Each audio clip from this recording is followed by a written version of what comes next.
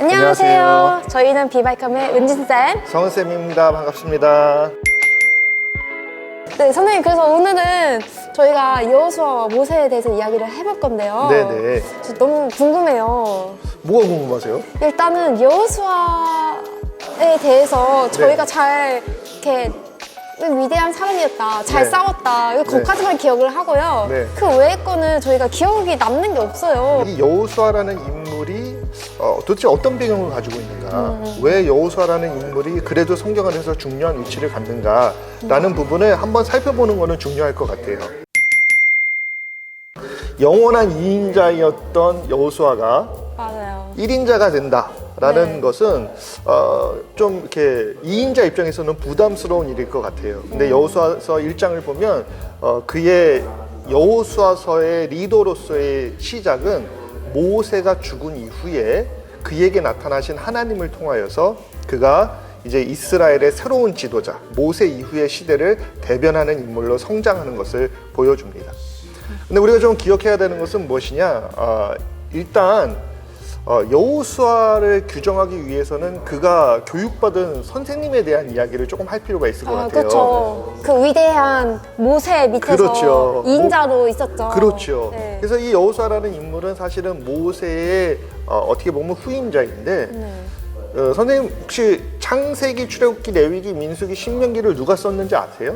모세가 썼죠. 그렇죠. 모세 오경이라고도 하죠. 네, 모세오경 토라라고도 네. 얘기하는 이 모세의 율법을 기반으로 한 모세의 이야기인데 우리가 종종 착각하는 게 있어요. 그게 뭐냐면 창세기에 아브라함과 이삭과 야곱과 요셉의 이야기가 등장하기 때문에 그 내용의 구성 속에서 아브라함이라는 믿음의 조상을 강조하다가 그 내용을 얘기해주고 있는 사람이 누군지를 깜빡 잊어먹을 때가 있거든요. 그런데 사실은 창세기에 나오는 내용, 아담으로부터 시작해서 하나님이 천지를 창조하시고 어떻게 인류가 발전하고 믿음의 조상인 아브라함을 통하여서 이제 요셉이라는 인물로 애굽이라는 곳까지 이스라엘이 정착하게 됐는가라는 얘기를 해주는 사람은 사실은 모세예요. 네.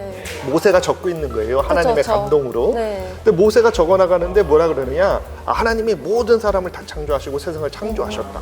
그래서 창조의 역사들이 나타난 이후에 왜 아브라함이라는 인물을 하나님이 선택하셨는지 우리는 잘 모르지만 하나님의 선별적 선택으로 하나님이 선별하셔서 믿음의 사람을 선택하셨고 그의 믿음의 후손들이 하나님과 관계를 맺으면서 인류의 역사 안에 흩어지며 모이기를 반복하는데 그러다 보니 약속되었던 요셉이라는 인물에게까지 연결되어서 이스라엘이 모세의 시대에 왜 우리는 노예로 살고 있을까?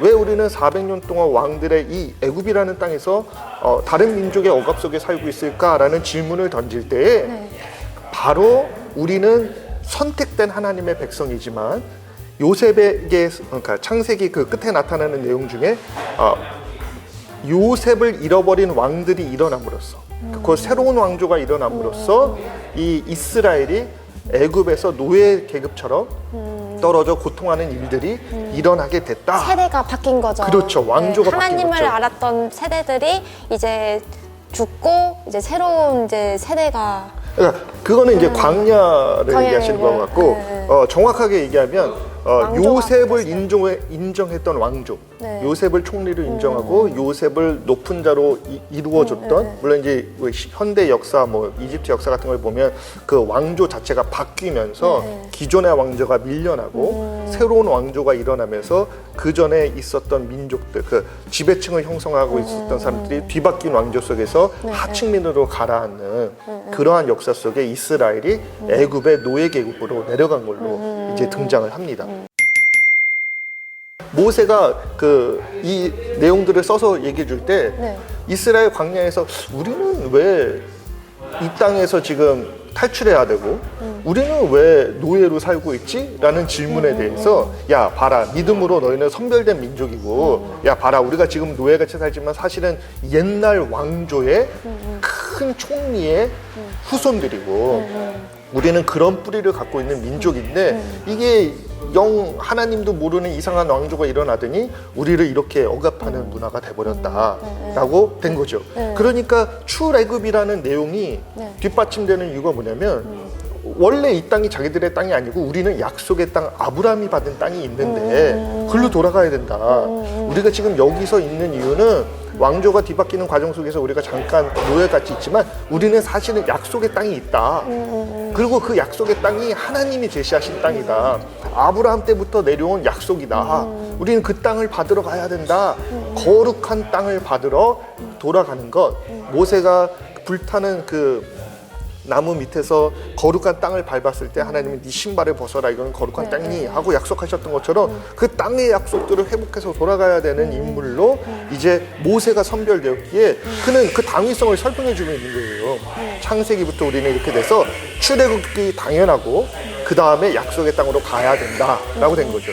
그런데 아이러니하게도 모세라는 인물이 이 백성들을 끌고 나오는 데까지는 성공을 합니다. 그렇죠. 그런데 훈련되지 않은, 아까 전에 말씀하셨던 훈련되지 않은 백성들과 함께 가다 보니까 광야에서 하나님이 원치 않는 일들을 해요.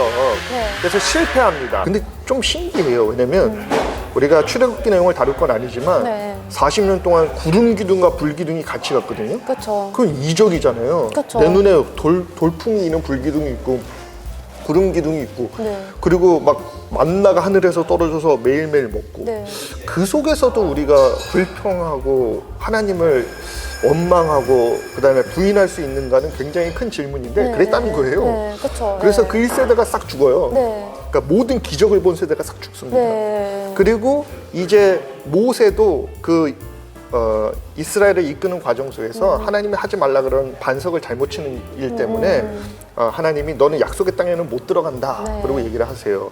그래서 그가 약속의 땅을 바라보고 그 경계에서 죽습니다.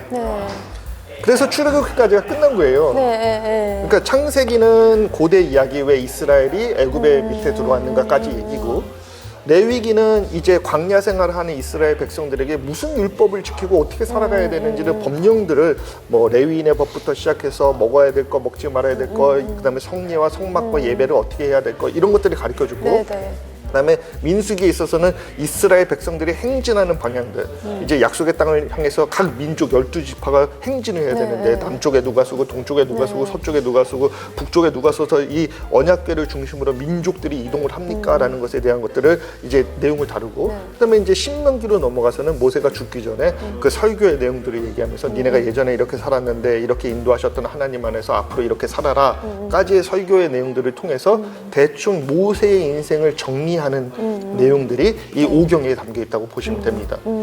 그리고 나서 이제 우리가 보는 여호수아라는 인물이 등장을 하는 거예요. 그러니까 그동안은 모세의 시종으로서만 뭐 싸움에 나가라 그러면 시키는 대로 나가서 싸우고 전탐하러 나가고 그렇죠. 뭐 하라 그러면 뭐 하고 그다음에 뭐 그런 일들을 했지만 사실은 중심 인물은 모세였거든요. 그쵸. 근데 모세가 이제 죽었어요. 1인자가 죽었어요. 네, 그쵸? 1인자가 죽었고 만년 2인자가 갑자기 1인자 자리에서는 불안감이 있는 거예요.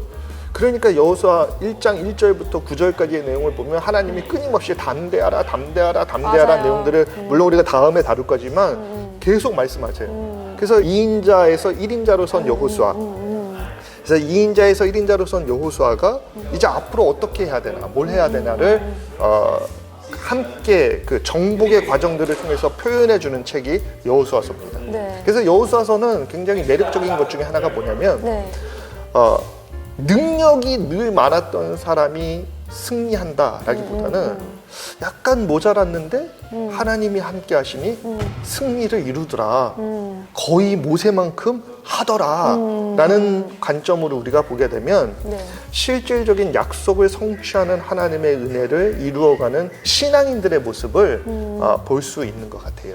그래서 여호수아라는 인물은 특이하며 재밌지만 우리와 좀 동질감을 느낄 수 있는, 그리고 하나님을 의지할 수밖에 없고 세상 안에서의 승리를 위해서 약속을 향하여 나아가는 성도의 모습을 잘 대변해 준다고 봅니다.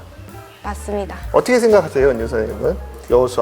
여호수아 항상 왜 이렇게 세상에 나가서 정복하고 그런 모습만 봐서 그냥 이 사람은 그냥 강하구나 그냥 그렇게만 생각을 했었는데 이제 2인자에 있다가 1인자로 되었던 그 모습을 보면서 아, 정말 그 안에서 두려움과 내면 안에서 그런 것도 있었을 거 아니에요. 그렇죠. 항상 자기는 뒤에서 서포트하는 사람이었는데 갑자기 앞장서서 나가서 싸우라고 하니까 네, 그래서 어떻게 이 여호수아가 그런 강한 마음을 가지게 되었을까? 어떻게 세상을 정복할 수 있는 그 마음을 가지고 있었을까? 좀 그걸 좀 고민을 하게 됐던 것 같아요.